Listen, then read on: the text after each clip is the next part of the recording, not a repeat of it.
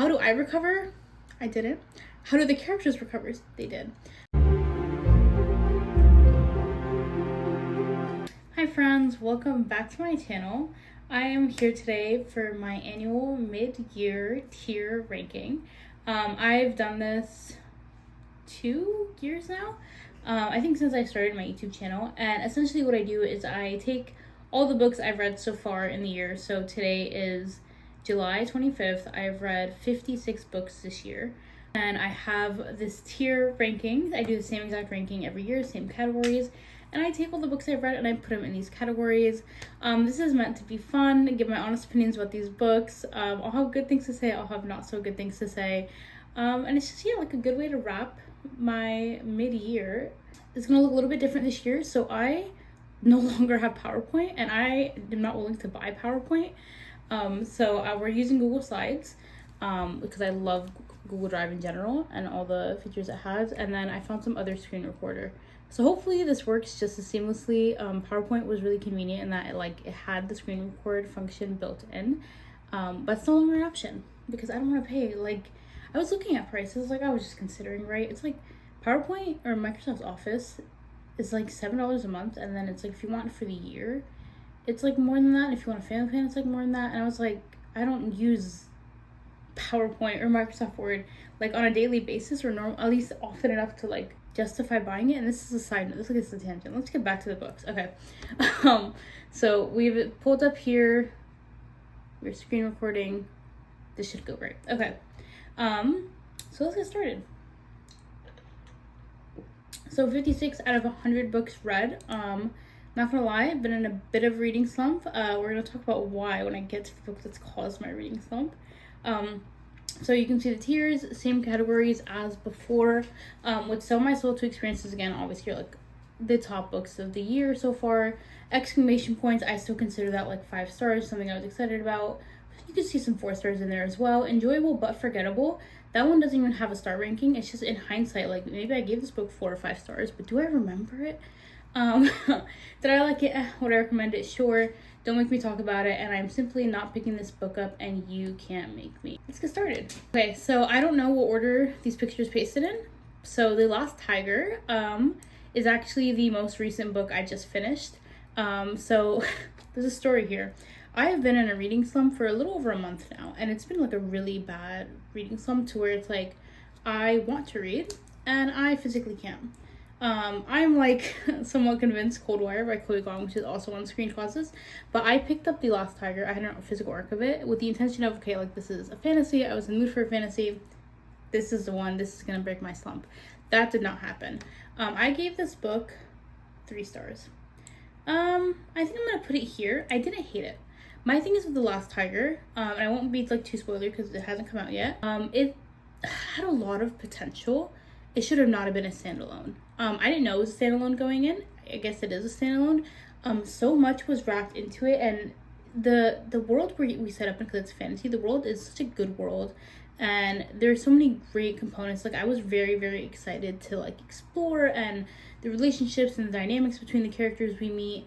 And then the first half I was vibing, and then the second half there's a time skip, a ton of things are happening at once. Felt very, very rushed. I think if this had at least been even just a duology, we could have expanded on so much more of what happened in the first half of this book and then explored the second half in the second book. I feel that would have gone a lot smoother.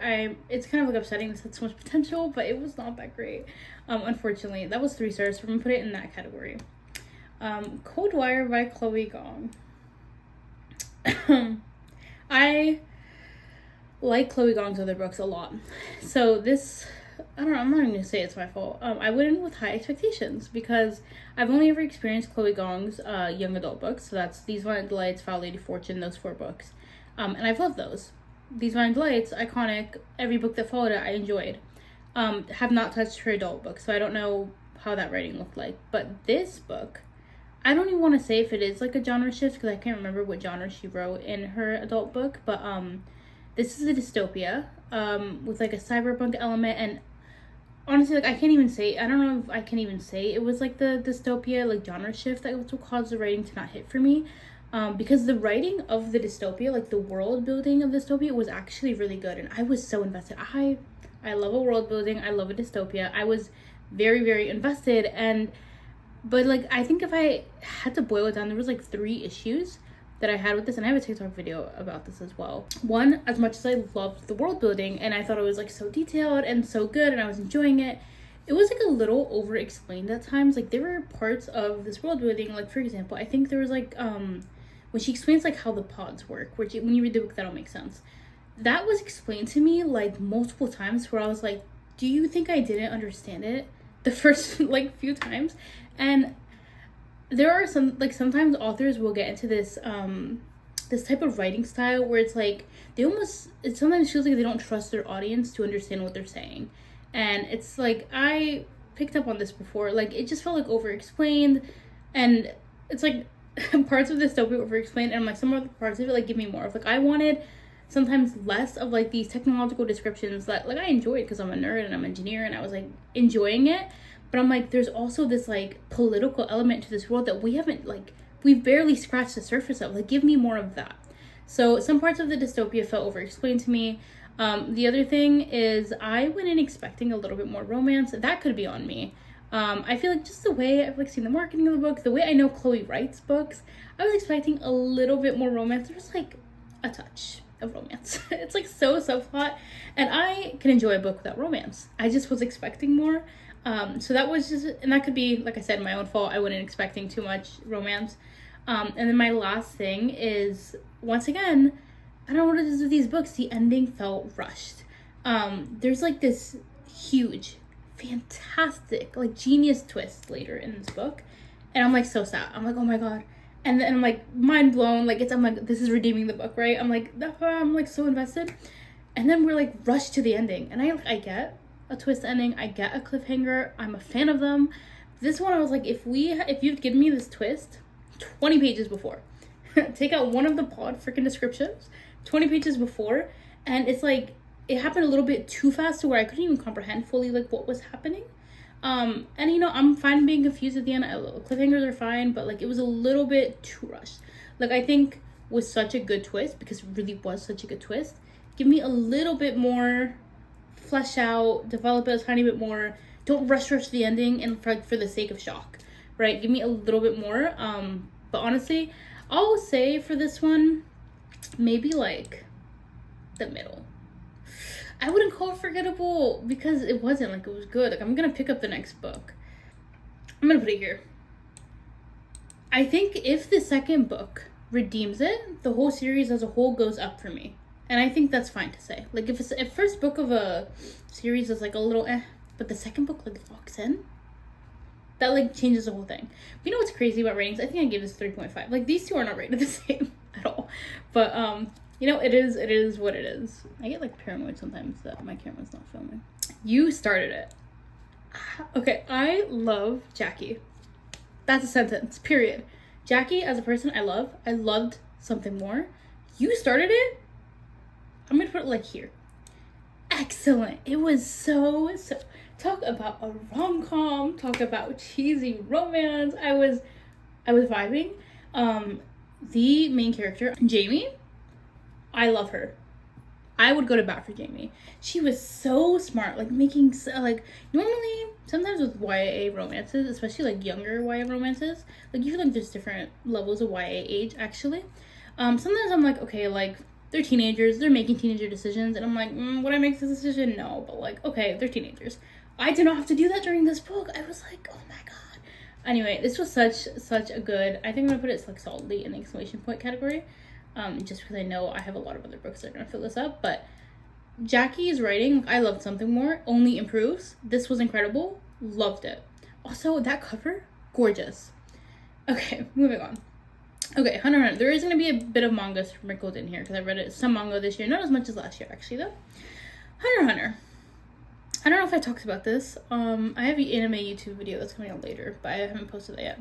So I watched the Hunter x Hunter show.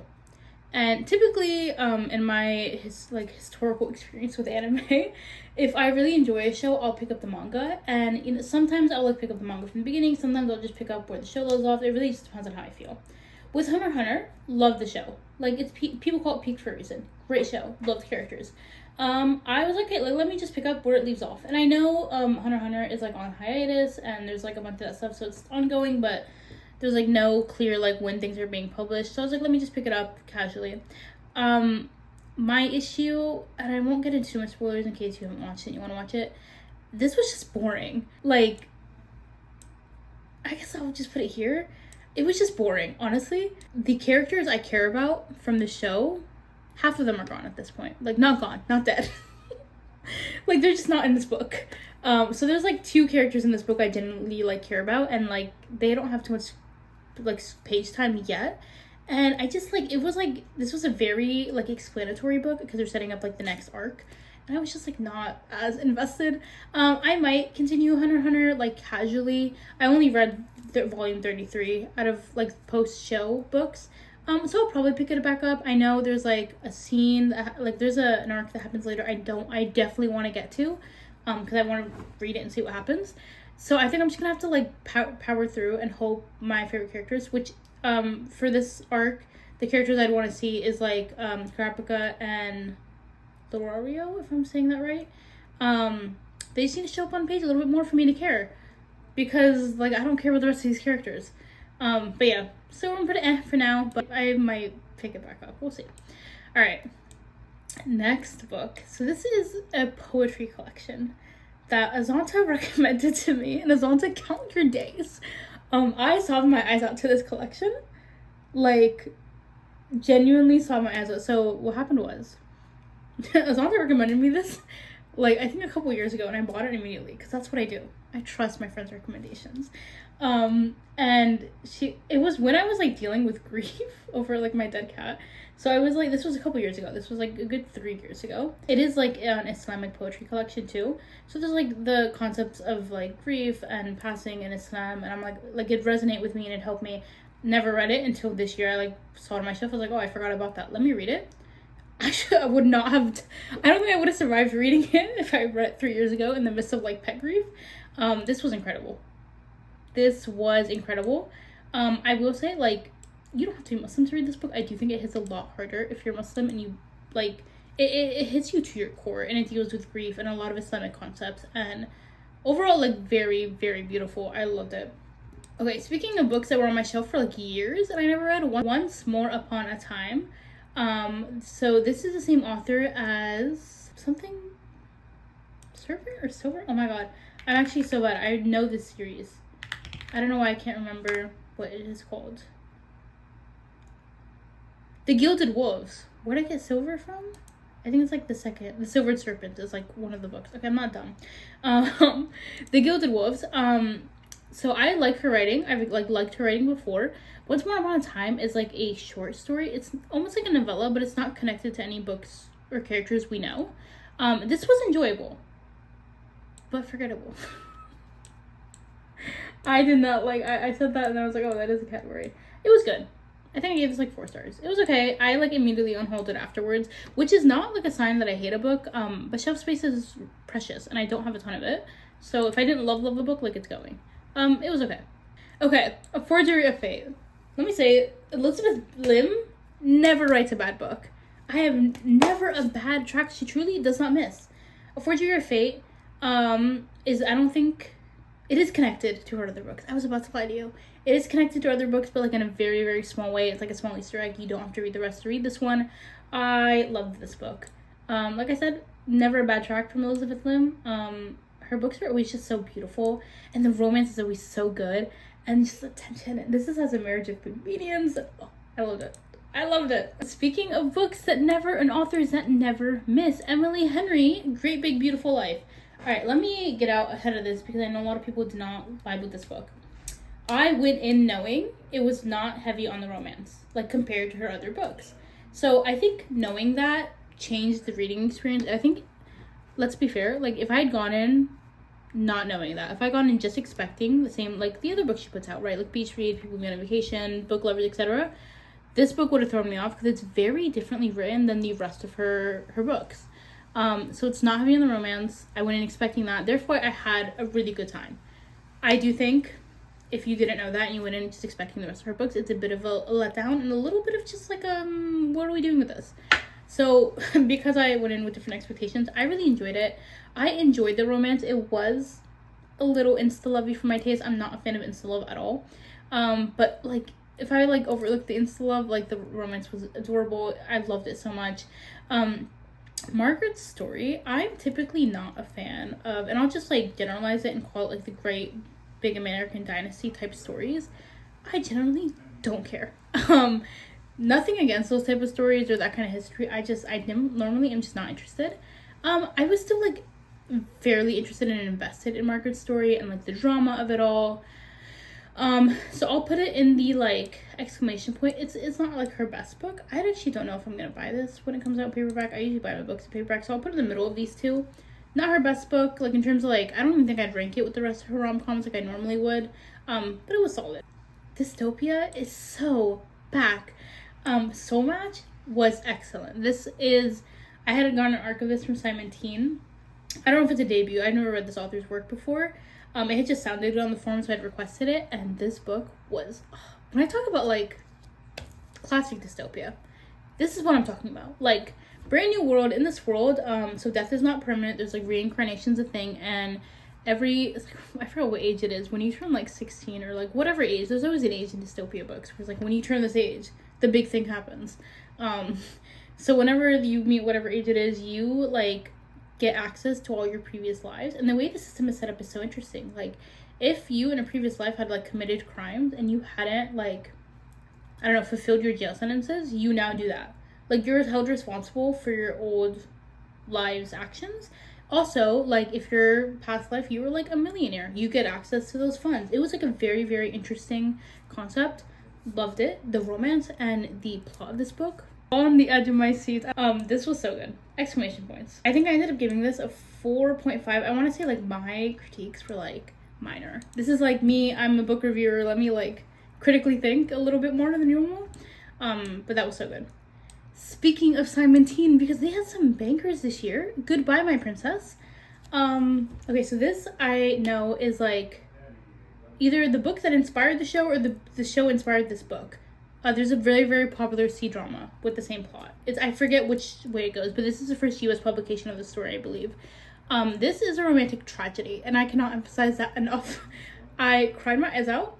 I was very, very invested. I did not predict how this book would go.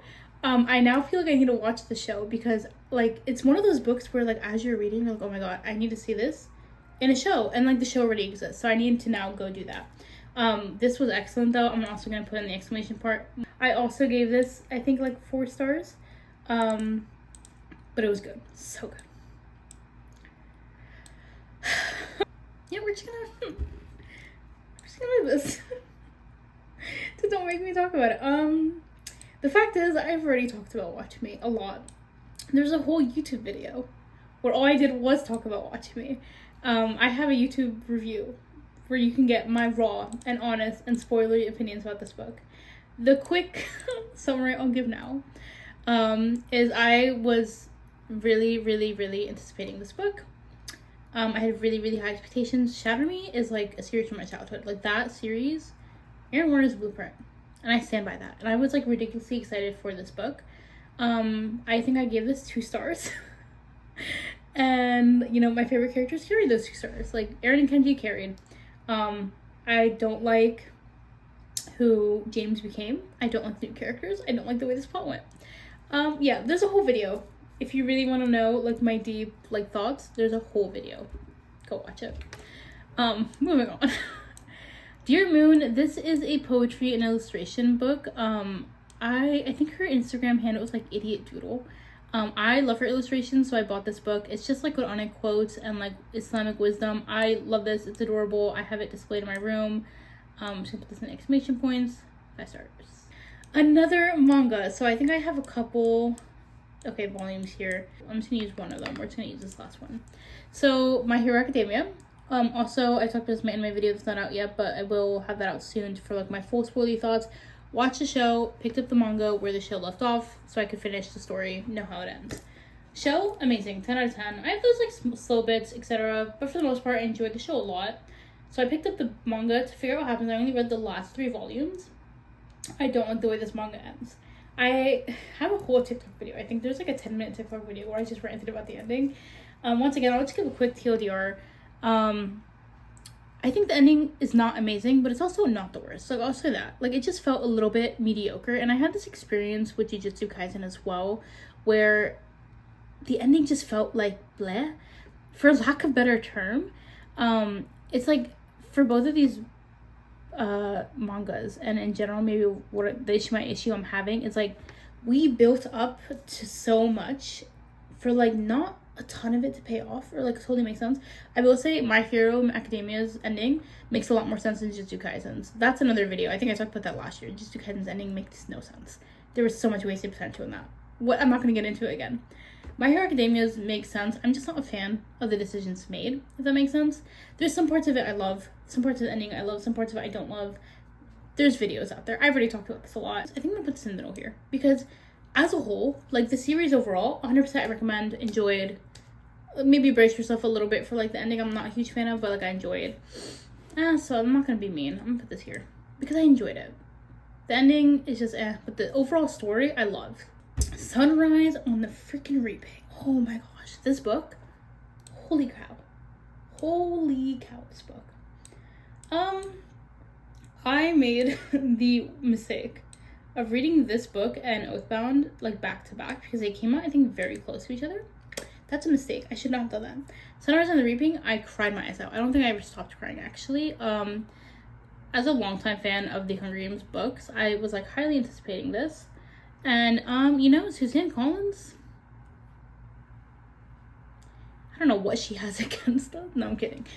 She's a brilliant writer, and the amount of things that like the amount of connections back to the OG series, and the amount of like the layers to this book and to the books she puts out, insane. Talk about it. First of all, talk about a character that haunts the narrative. And there's so many examples of that in the Hunger Games books, and every book she's put out, and it's just wow. Like, I'm not like describing this very well, but yeah, this book was incredible. 5 stars. I am still shook and still thinking about it, and I feel like I low-key need to reread because yeah, there are scenes from this book that I almost don't want them to put on screen, because holy cow, like I think I described it when I went and saw Ballad in theaters. Like, in general, the Hunger Games is like, it's very dark. It's a lot darker than I think we pretend it is sometimes. I think sometimes when you get caught up in like talking about your favorite books online and stuff and like the joys of the movies, and I'm not denying any of that, I just think sometimes we lose sight of how insanely dark these books are. And I think even if you just start from the premise, right, the premise of the whole series is kids are fighting to the death. And so every time I like watch one of the Hunger Games movies, or like it's like another gut punch, or I read another book, and this one was another gut punch. It was incredible though. Like, cried my eyes out, destroyed me, 10 out of 10, recommend. Okay, so another thing I did this year, if I can find the first book, here it is. I did a Cruel Prince reread. I love the Cruel Prince. I think I'm just going to show the first book, but I reread the whole series. This was one of the OG series that got me back into reading when I picked up reading it in 2020. One of the first box sets I bought, like, to start rebuilding my library. Very near and dear to my heart. I think I would, in fact, sell my soul to experience this series for the first time again. Rereading it 5 years later, and it still holds up incredibly well. Love of my life. Like, if we talk, and this is maybe an unpopular opinion, enemies to lovers, Jude and Cardin are like one of the few enemies to lovers that I feel like really embody what that trope is before it like got like book talk popular, I guess I could say. Like, before it's like in every book ever. This is like like enemies to lovers. The guy is not like in love with her from the beginning, guys. Like, it has to be enemies on both sides, okay? That could be like rivals to lovers. Enemies to lovers, like Jude and Cardin. Also, I think I said this on I think last year's video or another video. I think the second series, it's not my favorite. So like going back to the OG, I was like, oh yes, I'm home. So good, love it. So the next books I read this year, Holy Terrors by Margaret Owen came out. I went and met Margaret in January. I had her sign my other books. Would sell my soul, in fact, to experience this for the first time again. And with that, I will also put The Follow Year, which is a short story Margaret put out on AO3. It's like not required reading. I highly recommend you do read it before you read Holy Terrors, because it's just a little bit of context, and I think overall it makes the story a little bit more enjoyable because you have this context and stuff. Like in general, the characters from the Little Thieves trilogy, I love. Vanya and Emmerich and every character we've met, I've absolutely loved. They're so flawed, but they're so good and they're so well written. I love them. I love them so much. And Holy Terrors, wow, I was losing my mind. But it was so good. I think Holy Terrors is one of those books where it's like we're being written into a corner. I'm like, how are we getting out of here? But somehow we got out. Incredible. Absolutely incredible. Loved it. Chef's kiss. Like, yes. Okay. Another author I absolutely adore, Sophie Kim. You've definitely heard me talk about Last of the Talons. I never shut up about it. This is her second series, and the first book was God in the Gumho, which I read last year. Sequel, God in the Gosen. I have an unpopular opinion. Might be an unpopular opinion. The sequel was somehow better than the first. And I don't mean that like, oh, she only gets better. Like, I gave the first book 4 stars, and I was like, loved it. Had some like minor issues here and there, but like 4 stars. I had a good time. God in the Gosen like blew my mind. This was so good. I'm gonna put it here in the exclamation mark section. This was like, I'm like, how? And I can't say what it is I enjoyed more about it without getting the spoilers, but there's something that happens at the end of the first book, right? And I'm like, I'm not a big fan of this trope. I wonder how I'm gonna enjoy it. And then the second book comes out and I'm like, oh, this is good. This is really good. So like I said, somehow it's even more enjoyable for me than the first book, even though I really enjoyed the first book. It is like it's a romantic murder mystery, I guess, if I had to like pitch it a little bit. Excellent. Love it. Nothing ever beats Lena and Rui for me, but like they come pretty close. The couple in this book come pretty close. Okay, that's all I'm gonna say. I did another reread. This year was like the year of rereads for me so far. I've read Cool Prince and I reread The Legend Tears because Oathbound came out this year. Okay, I'm only gonna put Oathbound on here. Like, we know I read Legendborn and loved it, and Bloodmarked I loved it. We're gonna talk about Oathbound now. Oathbound, obviously, like, actually just take up the whole section up here. Wow. Like I said, I made the mistake of reading this really close to Sunrise on the Reaping. It was brutal. It was rough. Let me tell you about my Oathbound reading experience, actually. let's talk about this. So I knew Oathbound was coming out, and I was like, oh, you know, it's been a while. I should reread Legendborn and Bloodmarked. And then I never did that. And then it came to like the week Oathbound was coming out, and books come out on Tuesdays. And I was like, shoot, I never got around to rereading, but like I need to reread. There's no way I pick up Oathbound and just know what's happening. It's been a couple years. Like, I think Bloodmarked came out 2 years ago. It's been a couple years from each book. I need a reread. So what do? I pick up Legendborn on a Monday morning, and I'm like, I'm starting Legendborn today. Mind you, the book comes out tomorrow. The third book in the series comes out the next day. I'm like, I got this. I read Legendborn Monday. I finish it Monday. Don't ask me how. I don't know how. I read fast. Like, that's just a rule about me, is I do read fast. And I don't skim. Freaking people online are like, there's no way you read blah blah blah how many books. I read fast. Let's sit down and have a competition, because don't accuse me of doing things I don't do. That pisses me off. I read fast. Some type of science behind this. My school, I think I've told this story before. My elementary school used to have these programs for us. I forgot what they were called, but like reading comprehension improvement things. One of the like activities on the web page, like on the computer, we did was there would be like a bar moving across the screen, and like the words only appear in the bar. So and it's like meant to increase reading speed. I was an ace at that game, okay? Or not a game, it's an activity. I was so good at that, and I'm like convinced that that's what makes me read fast. I do read very fast, and I comprehend every single word. Okay. Okay, I don't know why I'm acting like I actually squared with someone. Yesterday I hesitated to kill a spider, and I ended up leaving the spider alone. Okay, I would never hurt a fly, but like, leave me alone. The point I was getting to is I finished Legendborn on Monday, and I started Bloodmarked Monday night. And I was like, okay, Oathbound comes out tomorrow, I'm killing it. I finished Bloodmarked sometime on Tuesday, and then immediately start Oathbound. And I think I finished Oathbound by like Wednesday. I read all 3 books in like 3 days. 2 days? I don't remember when I finished Oathbound, actually. Hold on, I'm gonna tell you right now. How I did it, I can't tell you. I just did. I did have audiobooks as well. So like I was able to read a little bit during work. I was going between the ebook and audiobook. So there was like, I was being smart about this. I finished Oathbound March 4th. Which is the day it came out, I'm pretty sure. Yeah. Period. I read 3 books in 2 days. Oathbound was incredible. Tracy Deonn, I think I said this in my review. I think we are truly witnessing like the next generation's classics being published today. Her writing is incredible. I think in the publishing climate we're in, where it sometimes feels like, I don't want to like go back to the example of like fast fashion with books, but sometimes it do feels like books are being rushed. It's like tropification. Like if you hit these tropes and there's like a dark, broody guy published, people give it 5 stars, it'll do well. In an age where sometimes it feels like publishing has sometimes gone to that. Not all of publishing, obviously. There's excellent books being published. Tracy's writing is like a breath of fresh air. For the 3rd book in a series to be just as riveting and just as captivating as the 2 before it, like this is excellent writing. Especially in this book, we got a lot of new things introduced, new characters, new world building. So much was introduced, and could have very easily felt slow, felt clunky, none of the above. It was incredible. I was scared going into this book, and I left so a little bit scared.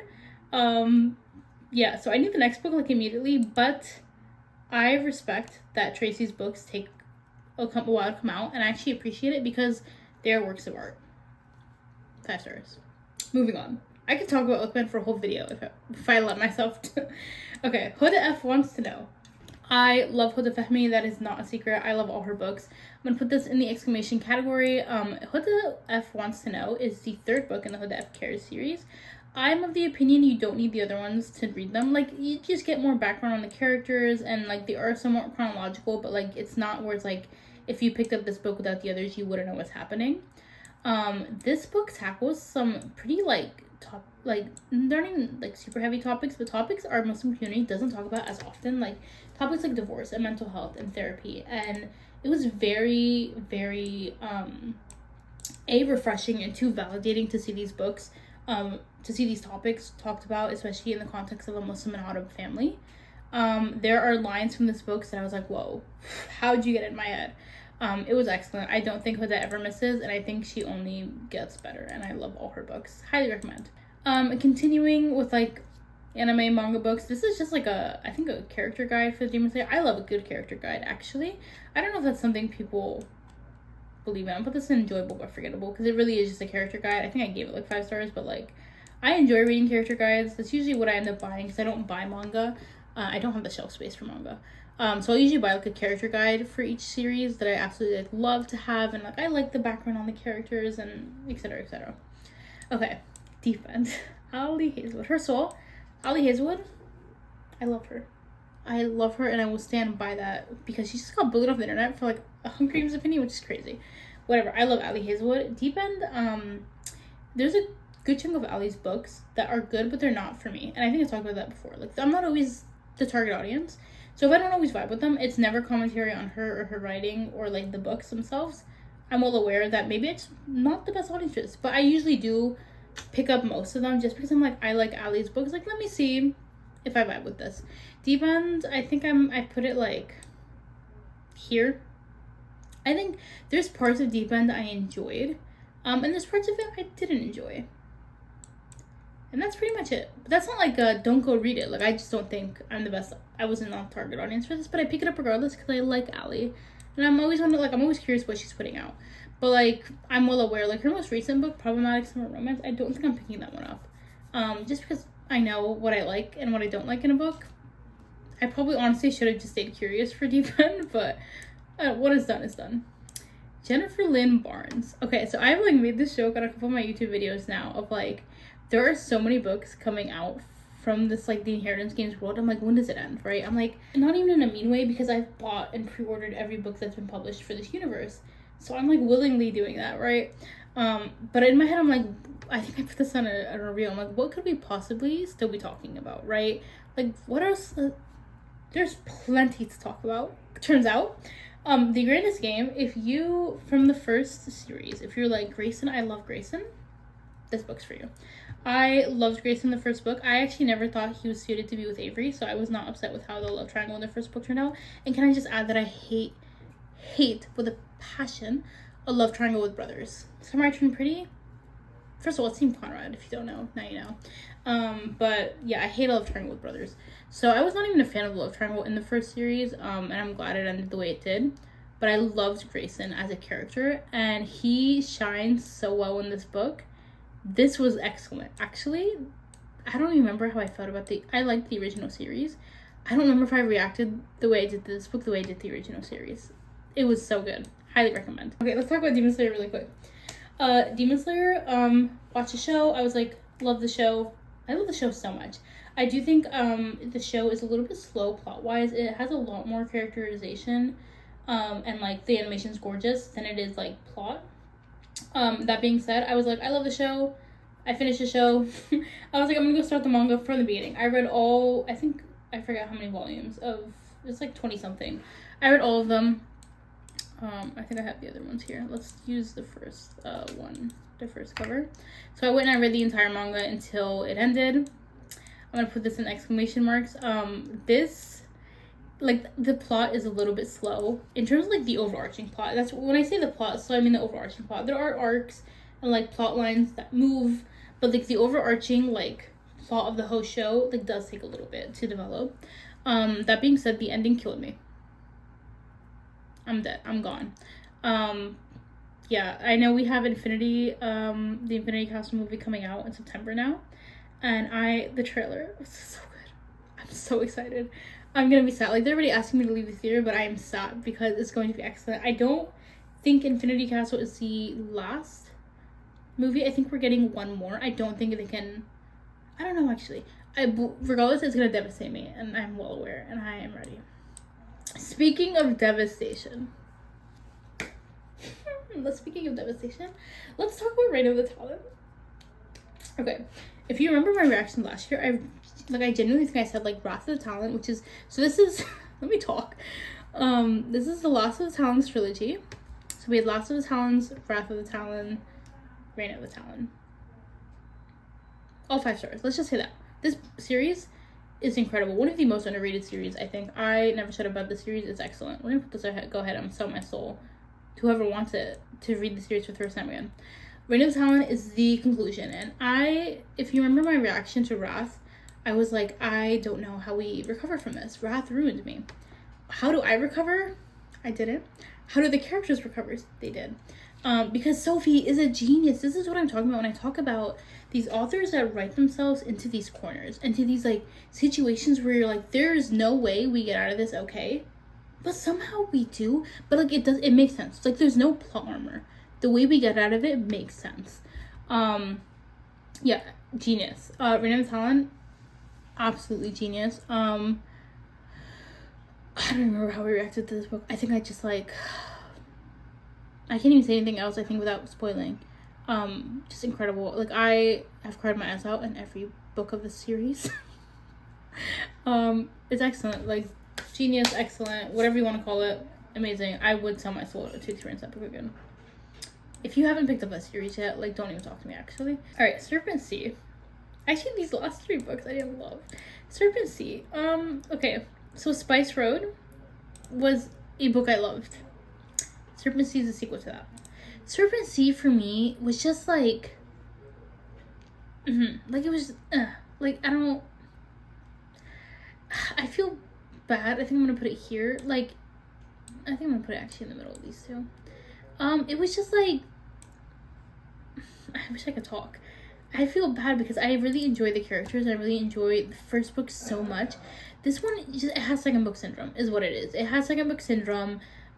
Things dragged for like no reason. I like some of the decisions made about like where the book was going and the direction. I'm like, this doesn't make sense. I think I gave this 3 stars. I did. It does pick up at the end, but the drag of the middle was like rough for me. I think I'll put it here because I do love the author and I do love this book and the series. This was just, it suffered a lot from second book syndrome, unfortunately.